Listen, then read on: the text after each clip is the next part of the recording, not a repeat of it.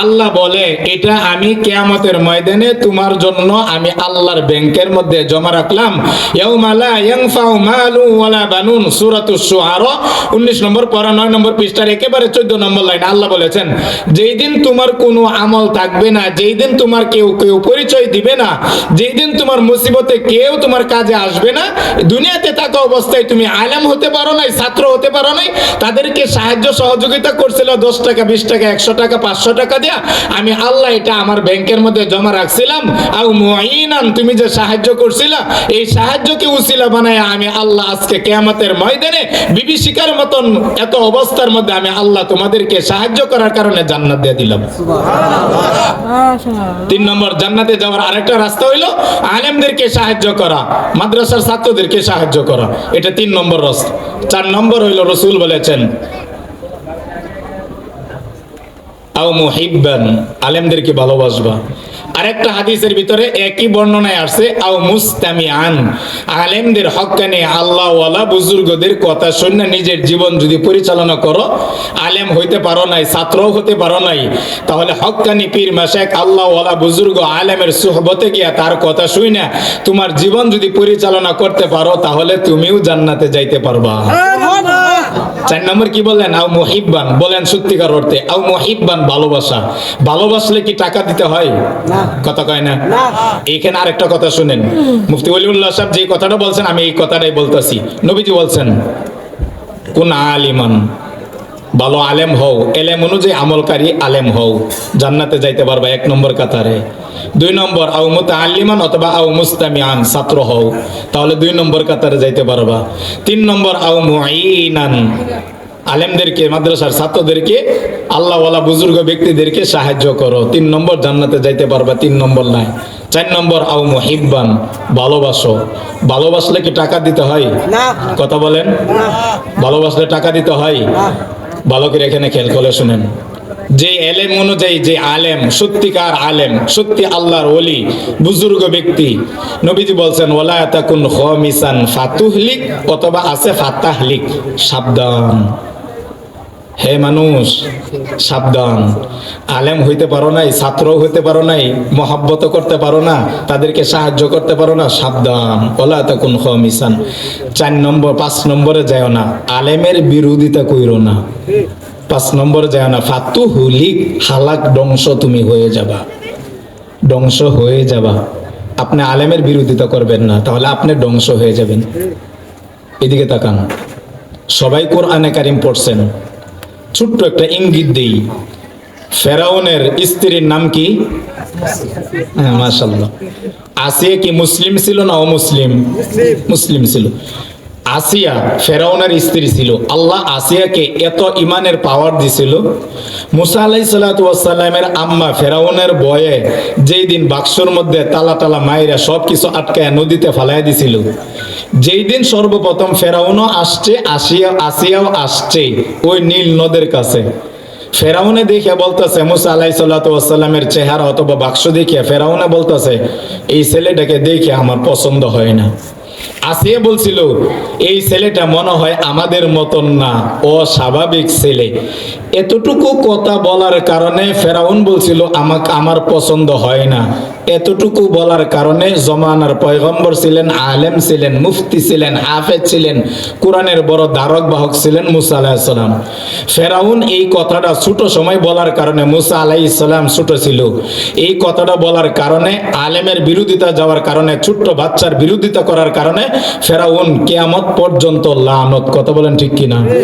আর উল্টা ওলাকিন আকসু আসিয়া, এমন স্ত্রী ছিল আসিয়াকে আল্লাহ তাআলা কুদরতি ভাবে জান্নাত দেখায়া, আসিয়ার চোখের সামনে জান্নাত দেখায়। কোরআন বলছে সূরা আত-তাহরিম 66 নম্বর সূরা 28 নম্বর পারা 20 নম্বর পৃষ্ঠার একের শেষের 5টা লাইন পড়েন। আসিয়াকে আল্লাহ জান্নাত এইভাবে তার চোখের সামনে এইভাবে ধরে রাখছে, এই যে দিকে এভাবে ধরে রাখছে। কেন? শুধু বলছিল যে মুসা আলাইহিস সালাম বাচ্চাটাকে দেখে আমার অস্বাভাবিক মনে হয়, একে দেখলে আমার মহাব্বত লাগে। আসিয়া মহাব্বত করার কারণে ফেরাউনের স্ত্রী হওয়া সত্ত্বেও আল্লাহ দুনিয়া থেকে বিদায় নেওয়ার আগে জান্নাত দেখায় নিছেন। আর ফেরাউন জমানার প্রেসিডেন্ট ছিলেন। এমনও বলেছেন আনা রব্বুকুমুল আলা, সূরা নাজিয়াতের ভিতরে বলছে আমি সবচাইতে বড় খোদা। নাউজুবিল্লাহ কোন। এতটুকু বলার কারণে যে মুসাকে আমার পছন্দ হয় না, আমাকে তাকে ভালো লাগে না, এতটুকু বলার কারণে ফেরাউন যখন আল আন কথা বইলা ঈমান আনতে চাইছে, ফেরেশতারা মুখের মধ্যে কাদা বইরে দিছে, ক শয়তান তুই মুসা আলাইহিস সালামের বিরোধিতা জীবন ভর আলেমের বিরোধিতা করছস, এখন তুই মারা যাওয়ার সময় তুই ভালো হইতে চাস, তোরে আর ভালো হইবার দিতাম না, তোরে আমি সুবায়া সুবায়া মারাম। কথা বলেন ঠিক কিনা? এই জন্য আমি আপনাকে অনুরোধ করলাম, আপনি আমার বিরোধিতা করেন, সমস্যা নেই। আমি বাঙ্গাসুর একজন হুজুর, হুদাই টাইটেল লাগানো একজন হুজুর। আমি ভালো হাফেজও না, ভালো আলেমও না, ভালো মুফতিও না, আমি তো টাইটেল লাগানো হুজুর। কিন্তু মনে রাখবেন সব হুজুর কিন্তু একরকম না, সব হাফেজ, সব আলেম, সব মুফতি একরকম মনে করবেন না।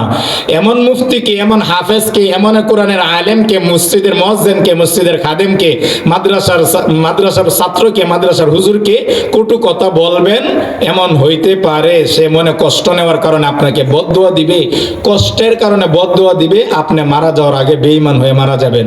সাবধান। নবীজি বলছেন ওয়ালা তাকুন খামিসান ফাতুহলিক ওয়ালা তাকুন খামিসান ফাতাহলিক, বিশ্বাস করো সত্যিই বললাম, যদি তুমি হক্কানি আলেমের বিরোধিতা করো, আমি নবীজি বলে গেলাম তোমার বেঈমান হয়ে তোমার মারা যাবা, বেঈমান হয়ে তুমি মারা যাবা। নাউজুবিল্লাহ। শেষ বলছি, মাদ্রাসার ছাত্রদেরকে মহব্বত করবেন। হাদিসে আমি পড়ে আসছি, নবীজি বলছেন ওয়াইনাল মালাইকাতা লা তাদাউ আজনিহাতাহা লিজিল্লি লিজল্লি লিজিল্লি তালিবুল ইলম।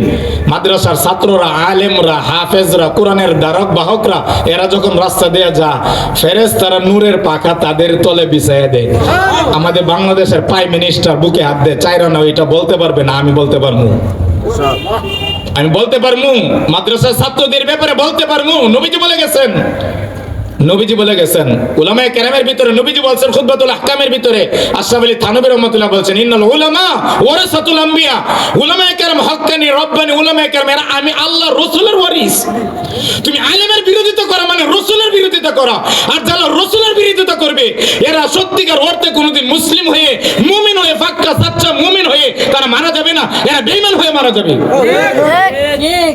আল্লাহ আমার জিহ্বা কাটবে। ভারতের শ্রেষ্ঠ আলেম ছিলেন, ফকিহ ছিলেন, মুফতি ছিলেন, মুহাদ্দিস ছিলেন, ওই জমানার সবচাইতে বড় আলেম ছিলেন, কুতুবে রব্বানি ছিলেন, মাহবুব ছিলেন, আল্লাহর প্রিয় বান্দা ছিলেন।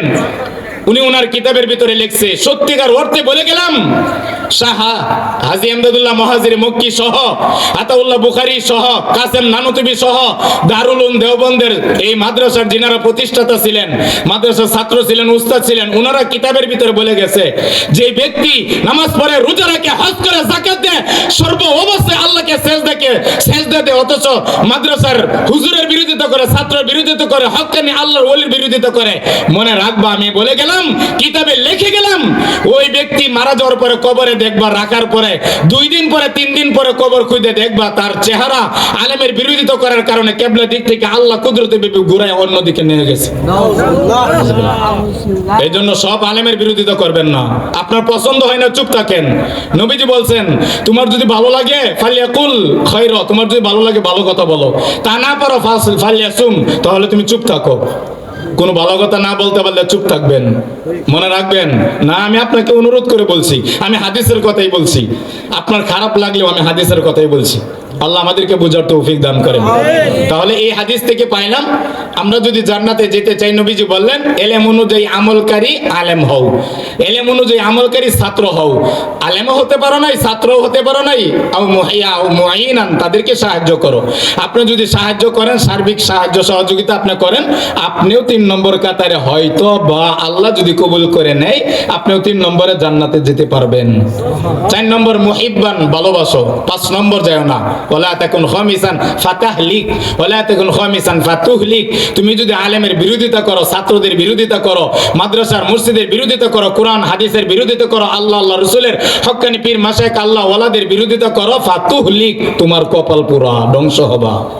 আল্লাহ আমাদের সবাইকে বোঝার তৌফিক দান করেন।